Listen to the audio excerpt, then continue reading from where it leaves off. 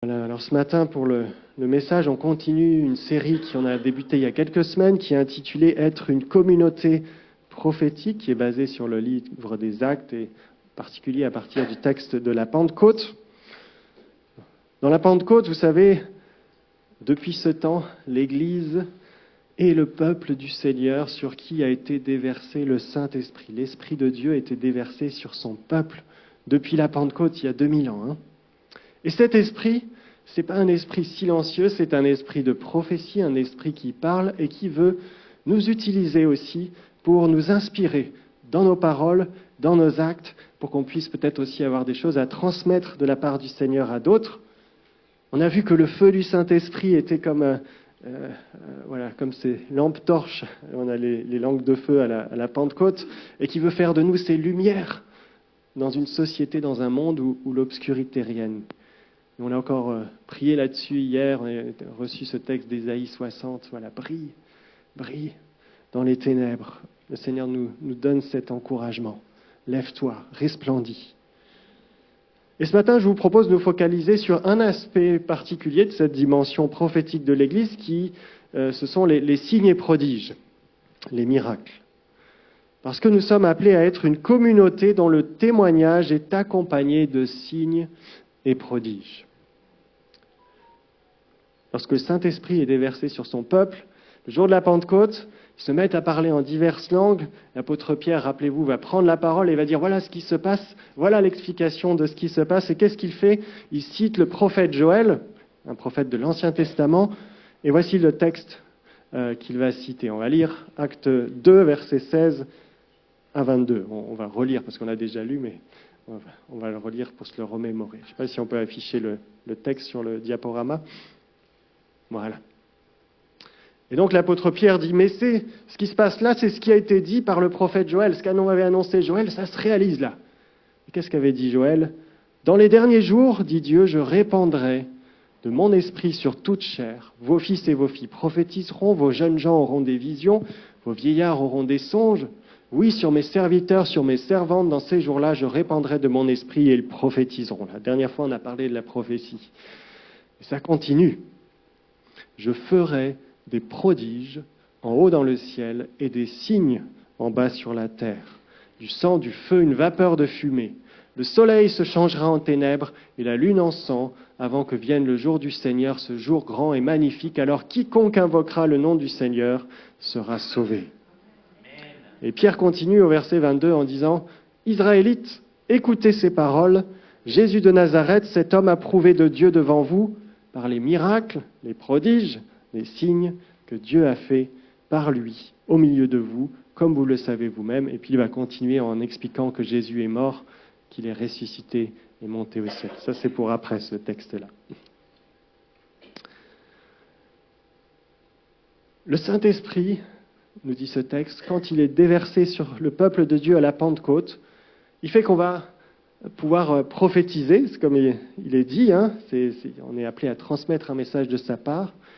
Mais ce qui est intéressant, c'est que le prophète Joël annonce aussi que ça peut s'accompagner de prodiges en haut dans le ciel et de signes en bas sur la terre. On a cette formule, les prodiges et des signes.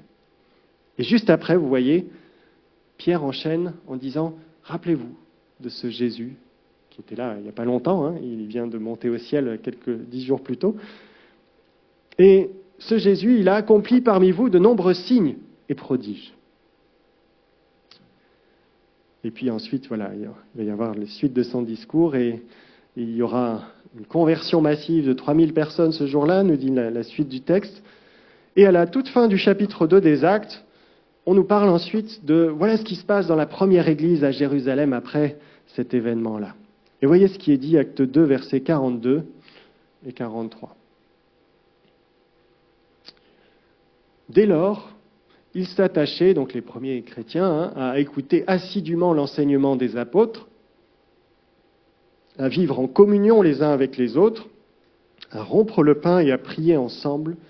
Tout le monde était très impressionné, car les apôtres accomplissaient beaucoup de prodiges et de signes.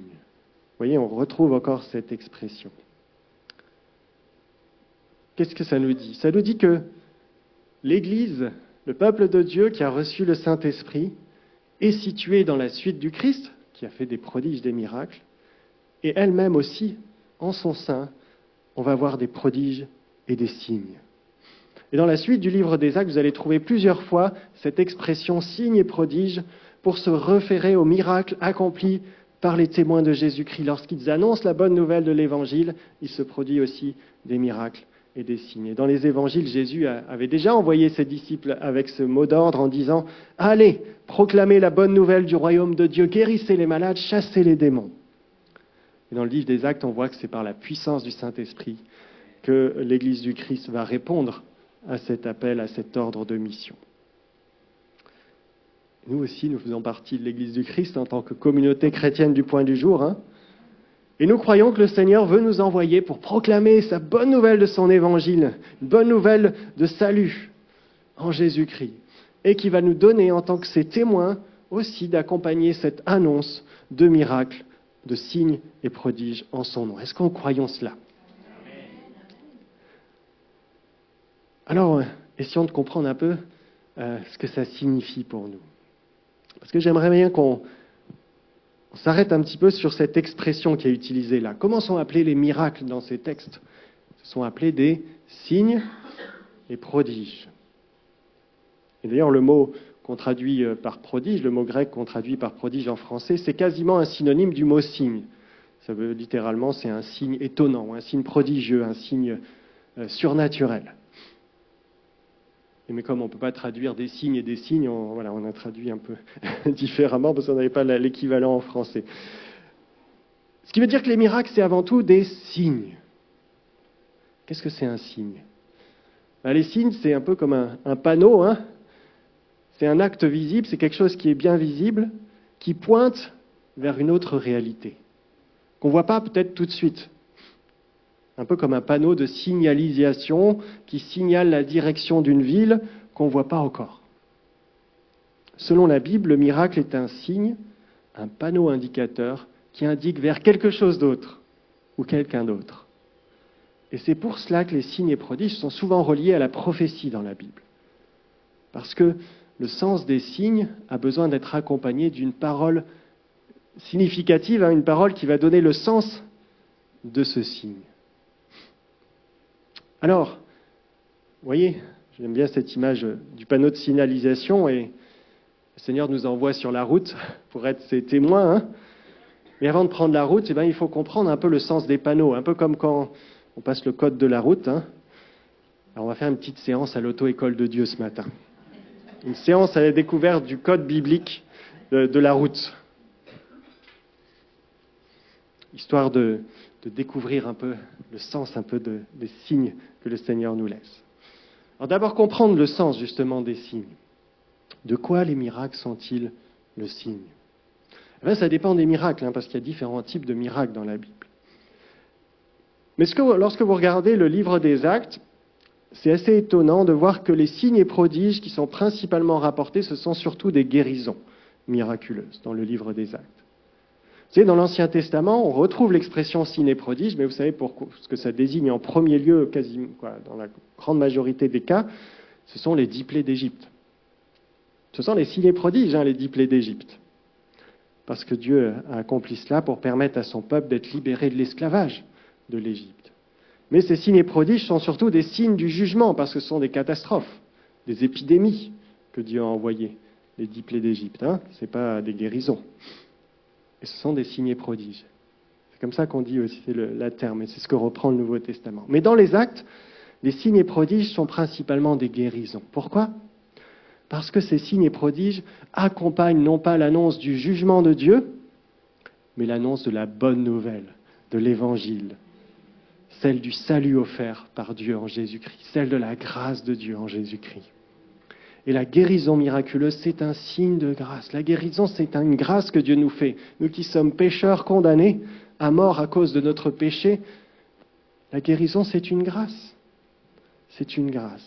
Et la guérison miraculeuse est un signe de la grâce étonnante du salut par la foi en Jésus-Christ. Et Jésus-Christ nous apporte ce salut. De nombreux récits des évangiles, des actes font ce lien. Et quasiment tout le temps, on fait ce lien entre la guérison, ça veut dire quelque chose du salut en Jésus-Christ. Lorsque Jésus dit au malade, « Va, ta foi t'a sauvé », il souligne que cette guérison, vous voyez, ta foi t'a sauvé, pas ta foi t'a guéri. On se dit, tiens, c'est un peu bizarre comme terme. Pourquoi il n'a pas dit ta foi t'a guéri? Il souligne que cette guérison, elle pointe vers quelque chose de plus grand, vers le salut que Dieu veut offrir à tous ceux qui sont là et qui voient cette guérison. En déclarant au paralytique « Lève-toi aux marches » dans les évangiles, vous vous rappelez de cet épisode, Jésus dit qu'il a l'autorité de pardonner les péchés. C'est un signe de ce qu'il a l'autorité de pardonner les péchés. Et vous pourrez prendre tous les récits de guérison quasiment dans les évangiles, dans les actes, il y a toujours cette volonté de ceux qui racontent ces récits de dire voilà, ça veut dire quelque chose de qui est Jésus, de son œuvre de salut. Ça veut dire quelque chose de beau. C'est regardez à Jésus. C'est un panneau. Regardez à Jésus qui veut vous sauver d'une maladie bien plus grave que celle de physique.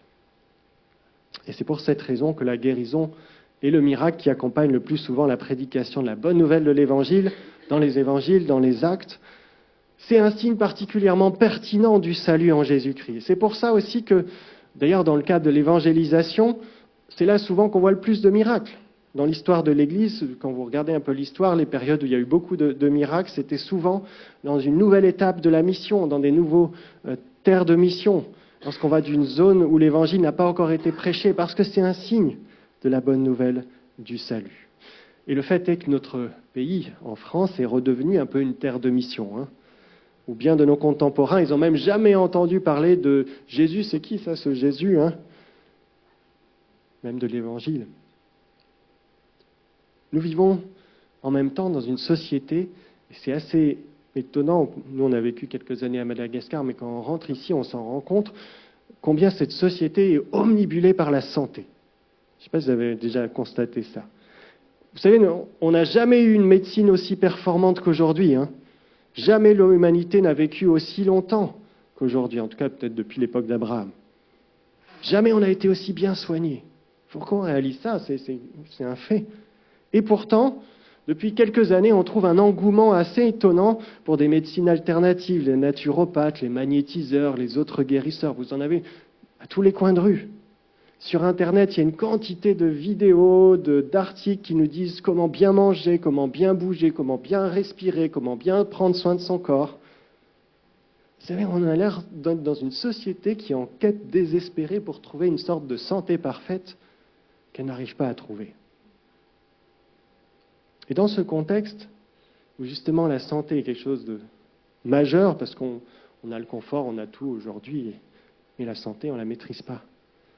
Mais je crois que le Seigneur peut utiliser la guérison miraculeuse pour attirer l'attention de ceux qui ont besoin d'une guérison bien plus profonde. Bien plus importante que la maladie du corps, c'est la maladie du péché. Et la guérison miraculeuse, c'est un signe de cette guérison bien plus profonde, fondamentale, qui nous est offerte en Jésus-Christ. La guérison de la maladie du péché que nous obtenons par grâce en Jésus-Christ. Et c'est ça la bonne nouvelle, dont les guérisons miraculeuses sont le signe. Voilà le sens de ce signe en premier lieu, dans la parole de Dieu. Alors, une recommandation peut-être, puisque le miracle est un signe, ce qui est important, ce n'est pas le signe, mais ce qu'il signale. Le miracle est tel un panneau indicateur qui pointe vers une réalité plus grande. C'est un message en acte qui est indiqué à tous ceux qui observent le miracle. Ce n'est pas juste pour la personne, c'est pour tous ceux qui sont là. Quand Jésus fait des miracles, ce n'est pas juste pour la personne, c'est pour que tous ceux qui observent comprennent qui est Jésus. Et c'est un message en acte qui est indiqué à tout cela. Alors prenons garde à ne pas trop nous focaliser sur le panneau. Sinon, si on regarde trop le panneau, on risque de tomber dans le panneau. Le miracle, ce n'est pas une fin en soi. Ce n'est pas l'objectif de notre vie. Ça sert à illustrer le message de l'Évangile. Ça sert à appuyer le fait qu'il y a un Dieu qui se préoccupe de nous, un Dieu qui souhaite nous manifester un salut bien plus incroyable qu'une simple guérison. Et on vit à une époque où, vous savez, on veut vivre des choses extraordinaires, on souhaite expérimenter des sensations fortes. On a même des émissions où on cherche à... Moi j'aime bien cette émission d'ailleurs, à regarder les incroyables talents.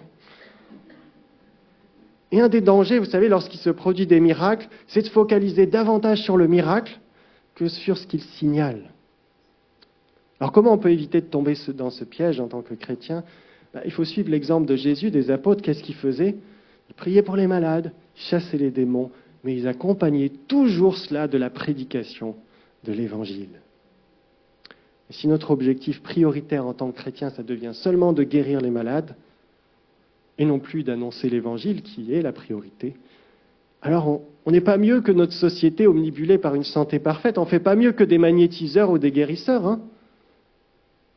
Et le plus important, ce n'est pas le signe qu'est la guérison, mais ce vers quoi elle pointe. Une guérison bien plus importante, fondamentale. Et c'est pourquoi la guérison miraculeuse n'a pas de sens si on ne l'accompagne pas de la bonne nouvelle de Jésus-Christ. Et ça, c'est fondamental. Il faut aussi nous rappeler que si les miracles sont des signes extraordinaires, ce ne sont pas les seuls signes que Dieu nous a laissés.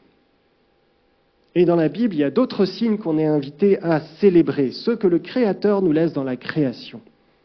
Vous savez, il y a plusieurs psaumes bibliques qui invitent à célébrer Dieu pour ses miracles extraordinaires. Et dans certains psaumes, c'est étonnant parce que les miracles qui sont mentionnés ici, pour lesquels on célèbre Dieu, c'est des choses qu'on voit un peu au quotidien et qui nous paraissent bien normales. Par exemple, le psaume 136 dit « Célébrez le Seigneur, car sa bienveillance durera toujours, célébrez-le pour des grands miracles. » Et si vous lisez la suite, quels sont les grands miracles qu'il convient de célébrer? Eh bien, en fait, la suite du psaume va mentionner la création des cieux, de la terre, du soleil, de la lune. La création, on pourrait dire naturelle. Hein. Tout ça, ça devrait nous amener à nous émerveiller devant la grandeur et la bienveillance de celui qui a créé cette nature pour que nous puissions y vivre. Un autre psaume bien connu, le psaume 139, qui dit « Je te loue de ce que je suis une créature extraordinaire ». Littéralement, on pourrait traduire « Je te loue de ce que je suis un vrai miracle ». L'être humain est la plus extraordinaire créature que Dieu ait créée. Et même ça, ça devrait nous amener à célébrer l'Éternel. D'autres psaumes encore célèbrent Dieu parce qu'il est le Dieu des grands miracles qui fait tomber la pluie, qui permet à l'être humain d'avoir à manger. Et tout ça, c'est extraordinaire quand on y réfléchit bien. Vous savez, parfois on a tendance à faire beaucoup de bruit lorsqu'on témoigne d'une guérison miraculeuse, et c'est bien, on doit louer Dieu pour cela, hein. Le Seigneur est grand. Mais si quelqu'un guérit de manière naturelle, entre guillemets, hein, ou suite à un traitement médical, ça nous paraît normal. Et vous savez, si la plupart des gens qui attrapent la grippe guérissent tout seuls, on n'a rien à faire, hein, les Doliprane, c'est juste pour avoir un peu moins mal, hein, mais c'est pas ça qui nous soigne. Si on guérit tout seul de la grippe au bout de quelques jours, c'est parce que c'est Dieu qui a créé des anticorps qui permettent de lutter contre la grippe dans notre corps.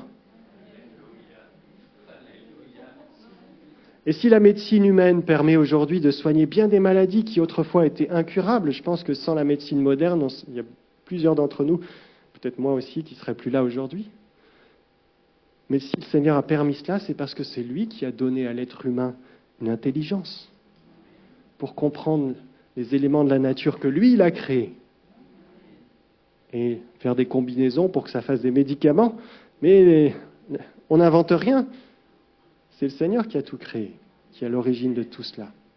Vous voyez, toute guérison, il ne faut pas l'oublier, toute guérison devrait nous amener à glorifier le Dieu créateur qui manifeste sa bienveillance, sa grâce envers nous. Et moi, je loue le Seigneur pour les dizaines de fois où j'ai été guéri.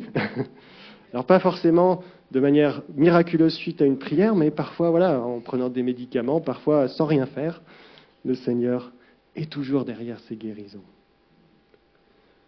Un autre point sur lequel il me semble important d'insister, c'est que le miracle dans la Bible, il n'est pas centré sur soi. Les signes, ils pointent pas vers moi. Hein. Les signes, ils m'invitent à regarder dans une autre direction. Et vous savez, on est dans une société occidentale qui est très centrée sur soi, très centrée sur l'individu. Ce qui compte, c'est mon bonheur, c'est mon épanouissement personnel, c'est ma santé, c'est ma prospérité. Et cette tendance, elle s'observe aussi dans certains enseignements sur les miracles. Comment est-ce que je peux obtenir mon miracle? Comment je peux activer le miraculeux dans ma vie? Comment je peux vivre une vie de miracle, moi? Et quand vous lisez les textes bibliques, ce n'est pas l'orientation qu'on trouve. Pensez au récit de la tentation de Jésus. Jésus, il a jeûné pas 3 jours, mais 40 jours. Hein. Et le texte nous dit qu'après, il a eu faim. Bon, voilà, on comprend. Hein.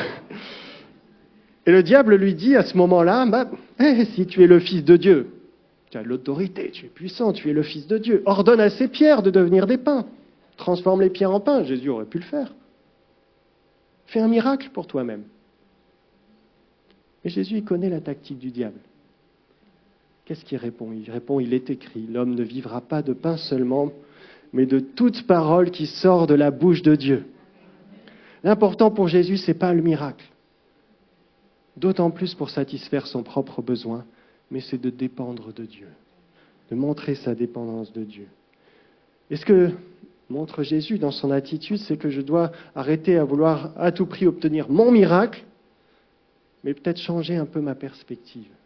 Jésus n'a pas dit « cherchez premièrement à obtenir votre miracle », mais « cherchez premièrement le royaume de Dieu et sa justice, et tout le reste vous sera donné en plus. » Mais premièrement, le royaume de Dieu et sa justice.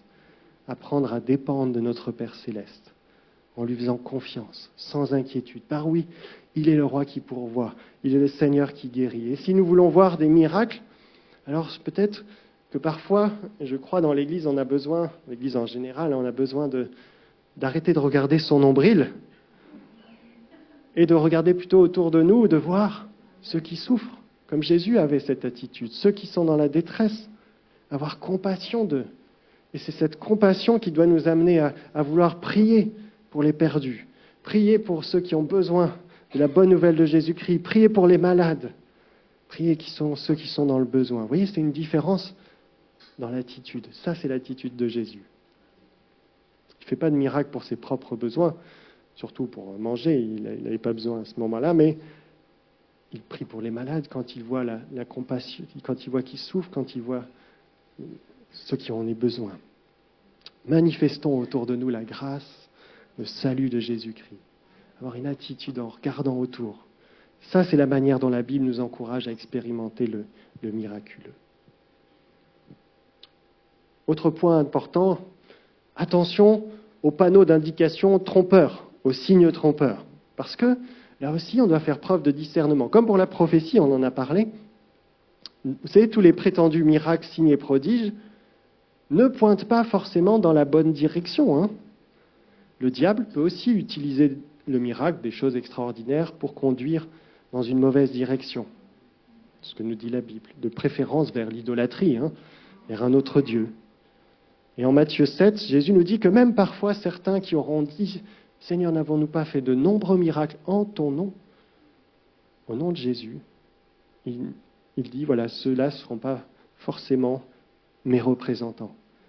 Je ne les connais pas, dit Jésus. Car oui, il y a des miracles qui existent en dehors de la foi chrétienne. Vous savez, il y a des musulmans, des hindous qui témoignent de miracles. Vous avez des sorciers, des marabouts, des magnétiseurs, des guérisseurs qui sont capables de faire des choses étonnantes. Mais ce sont-là des signes trompeurs.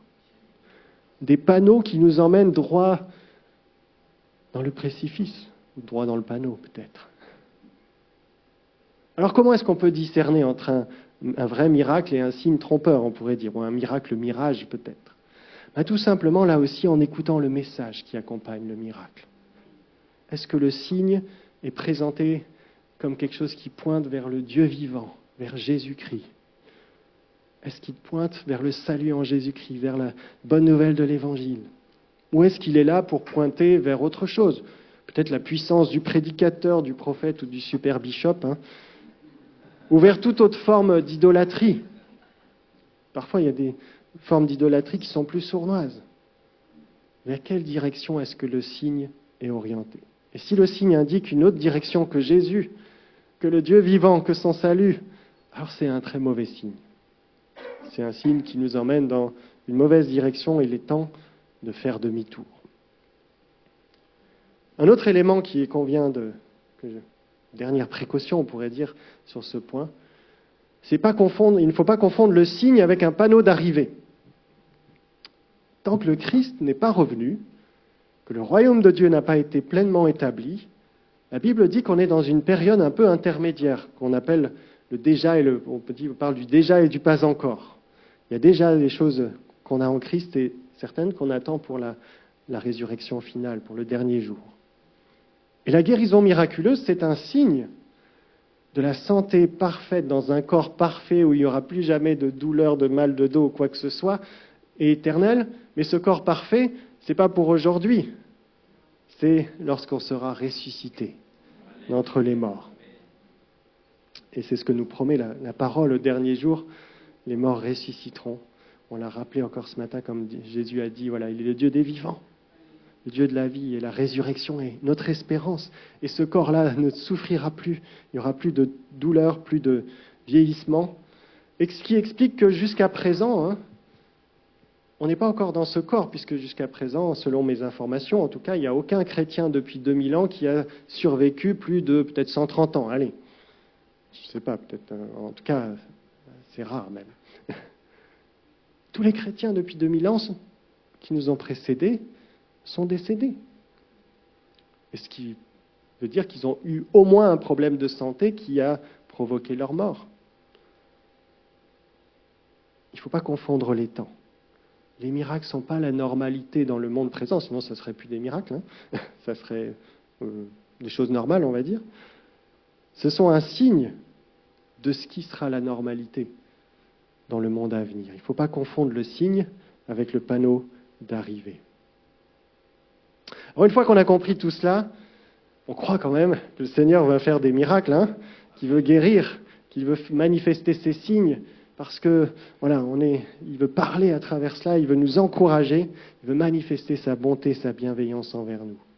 Alors comment est-ce qu'on va procéder concrètement ? Comment prier pour les malades ? Est-ce qu'il y a des formules particulières, des gestes particuliers à faire pour que les malades soient guéris ?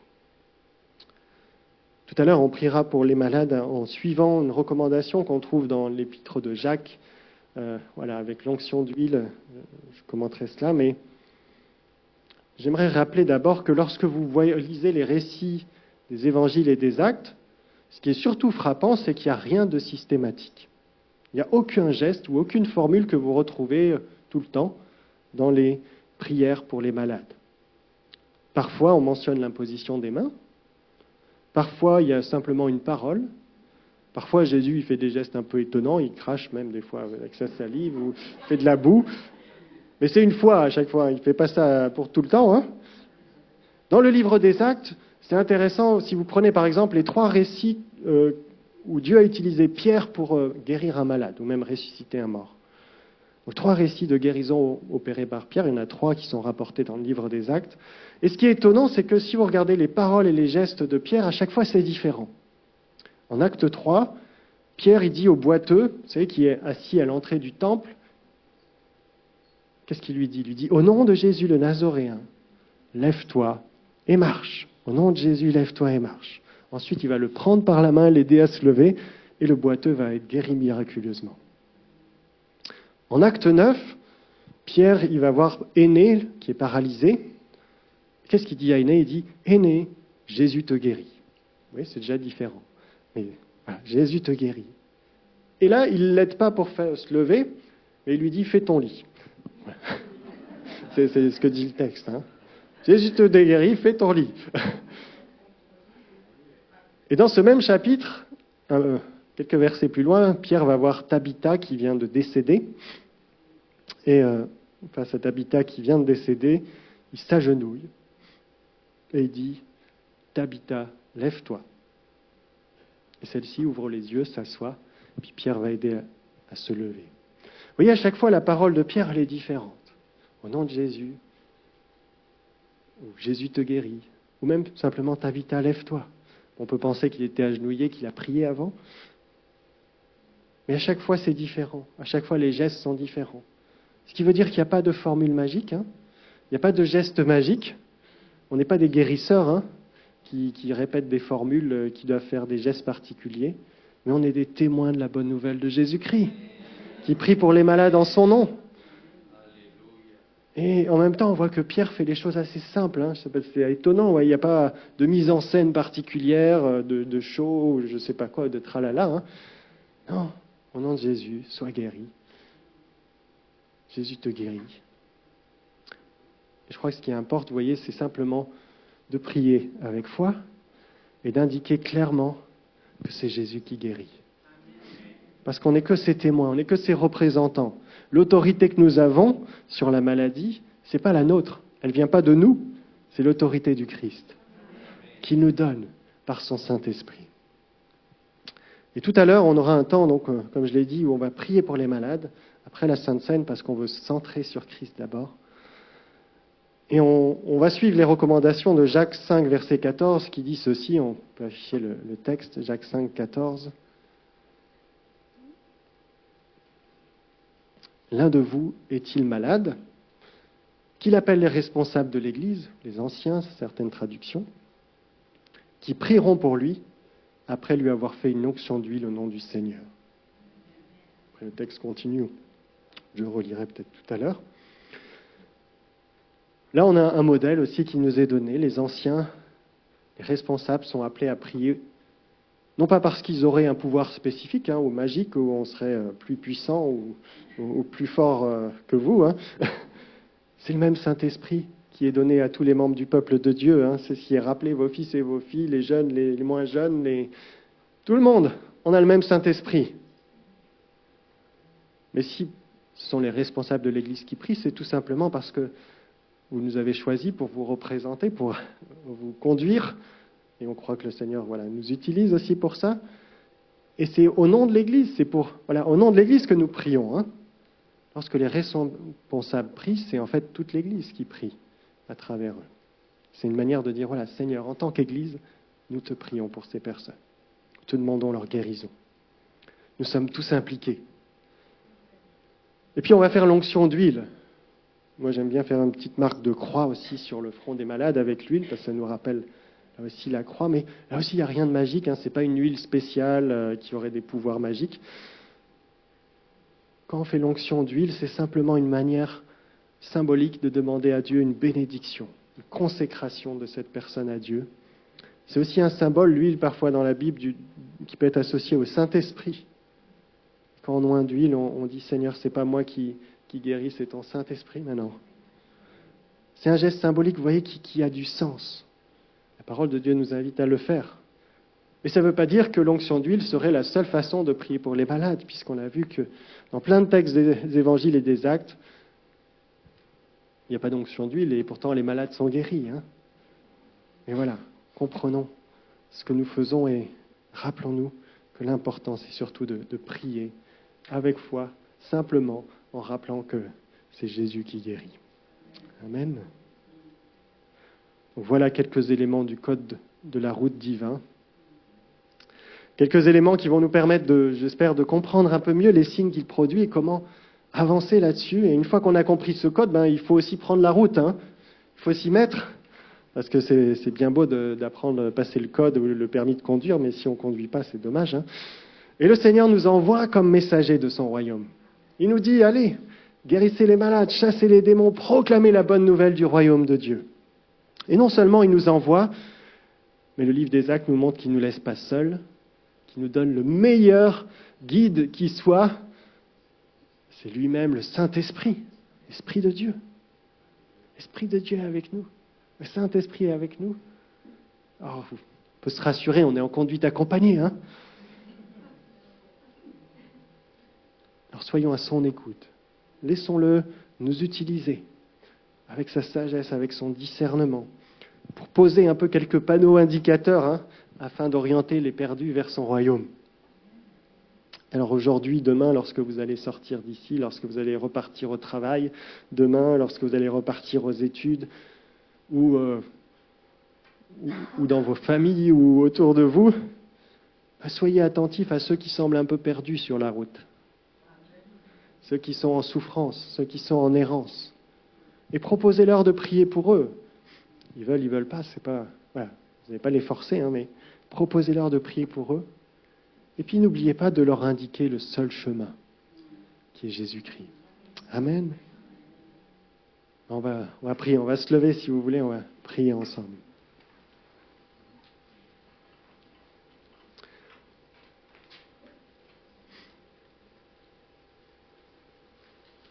Seigneur notre Dieu, nous te disons merci parce que tu nous envoies comme tes témoins pour proclamer une bonne nouvelle. Et Seigneur, nous sommes faibles et nous savons que nous ne sommes pas meilleurs que quiconque. Nous ne sommes pas plus puissants ou plus sages ou quoi que ce soit, mais nous savons que tu veux nous envoyer quand même, Seigneur. Et nous reconnaissons notre faiblesse et notre besoin de ton esprit, notre besoin de ton Saint-Esprit pour nous accompagner, Seigneur, dans cette mission de tous les jours, là où tu nous places, Seigneur, sur notre lieu de travail, sur notre lieu d'étude, auprès de nos proches, nos familles, notre voisinage, Seigneur, tu veux faire de nous tes témoins. Et Seigneur, nous te prions pour que tu nous utilises pour être des bons témoins de ta parole et de ton évangile. Donne-nous aussi l'audace de pouvoir prier ou demander à ceux qui souffrent s'ils veulent qu'on prie pour eux. Et Seigneur, nous voulons croire en ta parole qui nous dit que tu vas guérir et que tu vas faire des signes et prodiges et que ce sera là des choses qui vont pouvoir pointer vers qui tu es, vers ton salut, vers ta résurrection, vers le Dieu de bonté et de miséricorde que tu es. Oh Seigneur, viens encore nous équiper en tant qu'Église, en tant que communauté, pour être une communauté qui manifeste tes signes et prodiges et qui amène vers ceux vers qui il pointe, vers toi Jésus-Christ, à travers cela. Nous voulons vivre cela en tant que communauté, Seigneur, non pas juste pour se faire du bien entre nous, mais pour que, Seigneur, toucher notre environnement, pour que ce soit un témoignage, Seigneur, qui interpelle, Seigneur, ceux qui nous entourent et qui disent « Ah, il y a un Dieu, il y a quelque chose qui se passe. Il y a peut-être un Dieu vivant là. » Seigneur, c'est notre désir, c'est notre souhait. Alors viens encore te manifester au milieu de nous, qui se produisent des signes et des prodiges comme tes disciples ont demandé. Donne-nous de annoncer ta parole avec assurance et qui se produisent des guérisons, des signes et prodiges pour ta gloire en ton nom, Seigneur. Nous prions au nom de Jésus. Amen.